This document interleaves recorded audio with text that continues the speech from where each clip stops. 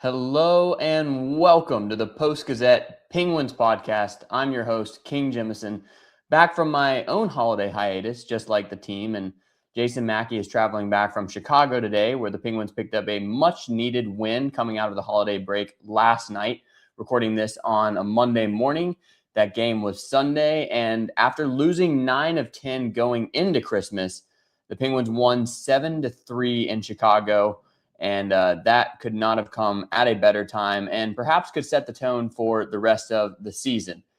We're going to get more into what changed for the team yesterday, but first want to let you know that this show is presented by FanDuel, where you can bet on all the NHL action, and it's a loaded slate tonight on Monday. One game of particular interest to Penguins fans is going to be that Rangers at Hurricanes game, since Carolina is going to be in Pittsburgh on Tuesday night on the second night of a back-to-back. The Metro leading Hurricanes are minus 184 favorites to win at home. You can bet them to win by 2 goals or more at plus 138 odds. Now, on to Sunday night's game, where the Penguins had their highest goal output of the season. Here are 3 things that changed for Pittsburgh after a mostly miserable December. So they were coming off a really bad month. They did have a few days off. Their last game was December 23rd. Then they had from Christmas Eve all the way through December 27th without a game. They returned Sunday night in Chicago, and they did look like a different team. They jumped out to a 4-goal lead in the first period. And the biggest reason for that is obvious. They actually converted their chances. This has been a really big issue for the Penguins. Even after last night, they're 10th in expected goals, but just 16th in actual goals this season. That's a difference of almost 16 goals below expected. So they've left a lot of offense on the table. We've talked about this quite a bit. One unit that I think epitomizes it is the kid line, where we consistently talk about the activity of Ben Kindle, Rucker McGroarty, and Billy Koivunen, and yet they're not putting the puck in the back of the net. They just don't seem to have that ability yet at this stage in their career to consistently score. We've certainly seen it with the second line since Evgeni Malkin's injury, and that second line came to life in a big way last night, even without Malkin. And we'll hopefully learn more about his status at practice today. But Justin Brazeau made sure that the second line had a big night anyway. He had his first career hat trick. The massive second line winger looked like the guy early in the season who was a huge part of Pittsburgh's offense. He was off to a really, really hot start this season. I think it's easy to forget that because he missed all of November and has been pretty quiet since returning, just 3 points in 10 games since he came back from injury on December 7th versus Dallas. But he looked like a dominant offensive player and also very opportunistic around the net. His size around the goalie is something that Pittsburgh has been sorely lacking. They just simply have not been able to create that traffic that makes things difficult on netminders. They also have not been able to get their sticks on pucks and just deflect things around the net and create some chaos. And that's what Brazeau did really well last night in his first career hat trick. This guy had 12 points in the 12 games before his upper body injury sidelined him for more than a month. He was part of a really dynamic second line that looked like it was giving this Pittsburgh offense some serious balance. And honestly, that seemed to be the most productive line at the start of this season. But between injuries to Brazeau, and then as soon as he comes back, Malkin leaves the lineup. That's been a real weak point for this Pittsburgh roster, is just not being able to generate much along the second line. But that unit was huge. On Sunday, Anthony Mantha had a goal as well. And Justin Brazeau has already tallied his career high in goals for a season with 11. I think he's going to keep building on that. This is a 27-year-old, 6'6" winger who has a lot of skill around the net, seems to have really soft hands for a guy who can play with that type of size and physicality. So going to be looking for more from him now that he seems to have refound his footing post-injury. Another guy that seems to have refound his footing is Bryan Rust, who also had 2 goals for the Penguins on Sunday, one of which was an absolute laser beam of a shot. And he now has 4 points in the last 3 games, including 3 goals in the last 2. It also must be said that, we're giving the Penguins credit for taking advantage of their chances, but Spencer Knight had an absolutely abysmal night for the Blackhawks in goal. the Penguins really benefited from a poor goaltending performance. He gave up 4 goals in his first he gave up 4 goals in his first 7 shots faced, and Money Puck had him at minus 3.34 goals below expected. That's really horrific. He actually did come back into the game in the third period, but this was one of those games where, yes, the Penguins did a good job of converting their chances, but also they got lucky to benefit from some really poor goaltending. In particular, a couple of those first period goals just had no excuse going in. Anthony Mantha's opening goal, it was a very weak shot. He did a good job of getting his puck on the stick and just getting it towards the net, but definitely should not have gone in against an NHL goalie. And one of the later goals in the first period, kind of the same thing.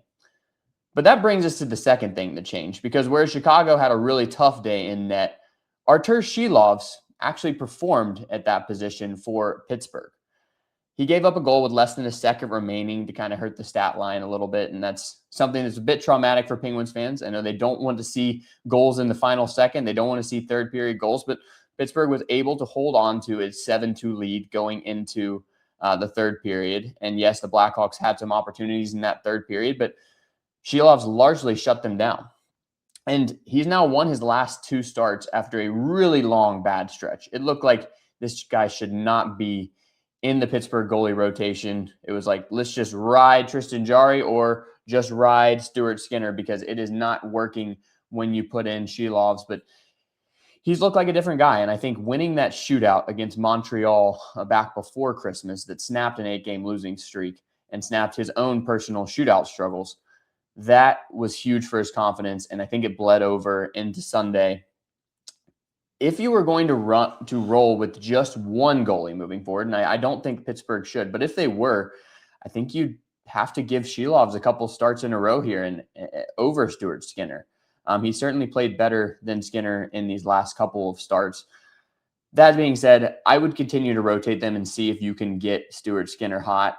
He was better against Toronto, even though he gave up 4 goals. Those weren't really his fault. There was a ton of pressure on him throughout that game. He made some excellent saves, and just like Silovs did on Sunday, particularly on some breakaways, some 2-on-1 opportunities, he was able to shut down the Blackhawks. But those 2 guys are not going to, I think, lead you as Pittsburgh's goalies were early in the season, but maybe they can at least be competent, and Silovs is certainly taking steps in that direction. It'll be really interesting to see who starts Tuesday against Carolina. I would imagine Skinner, but you could see Silovs getting the nod given that he has now won his last 2 starts. And the last thing that changed for the Penguins in their 7-3 win over the Blackhawks is the guys that are probably more responsible for Pittsburgh's defensive struggles of late, and that is the blue line.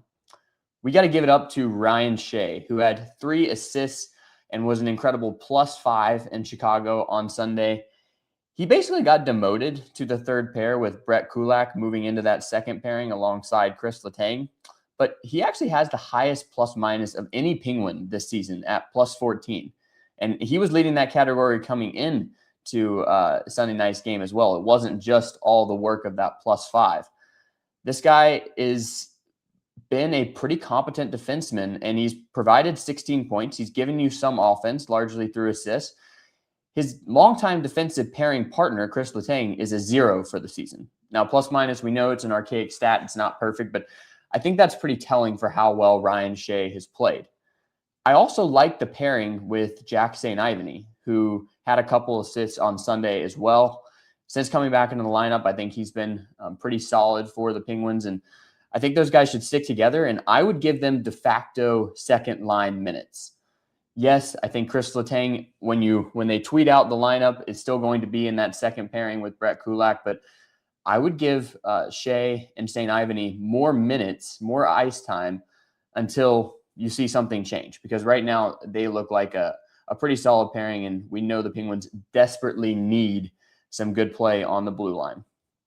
So those were, I think, kind of the 3 big things that stood out from a dominant win. It should also be noted that the Penguins didn't necessarily dominate play the way that they dominated the scoreboard. If you look at the expected goals, in fact, Money Puck had Chicago ahead in expected goals. They saw that in terms of the way play was progressing, Chicago actually deserved to win. I don't think that's entirely true. Advanced stats probably overread certain things. The Penguins were very good on Sunday. I think one stat that stood out to me is they blocked 17 shots compared to just 4 for Chicago. This was a team that knew they needed to win, and they played hard throughout. But I think it should be noted that a lot of it came down to really poor goaltending by Chicago and some opportunistic, dare I say, lucky goals for Pittsburgh. They'll take whatever they can get, though. This was a big 2 points coming out of the break. They've got a really tough schedule coming up, including the game on Tuesday against Carolina, and then 2 games against Detroit, who is at the top of the Atlantic Division. So you're playing the 2 division leaders in the Eastern Conference in your next 3 games. That is far from easy. Even picking up a couple points in that stretch would probably be a win for the Penguins. So a huge performance in Chicago to come out of Christmas break with some momentum, and we'll see if they can continue it. They are buried pretty far down in the Eastern Conference standings, but they are 1 point out of the wild card. So there's just this huge muddled mess in the East. 1 win is going to vault you several places. 1 loss, and you could be falling. And so it's hard to really look at the standings and take too much away from them at this point. But I think it's fair to say that the Penguins have put themselves in an okay position despite a horrible stretch in December. And if they can pick up another win in December and get some momentum in January, they could find themselves back in the playoff picture. But that's going to do it for us on an abbreviated Post-Gazette Penguins podcast.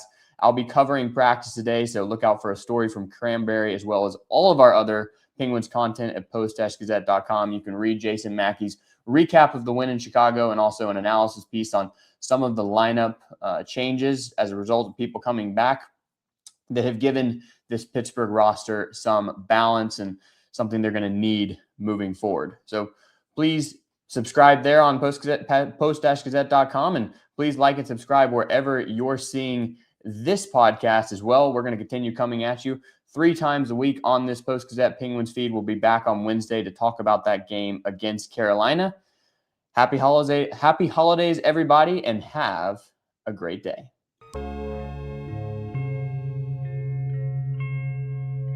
Thank you for checking out this content from Post-Gazette Sports. If you watch this video on YouTube, please like the video and subscribe to our channel.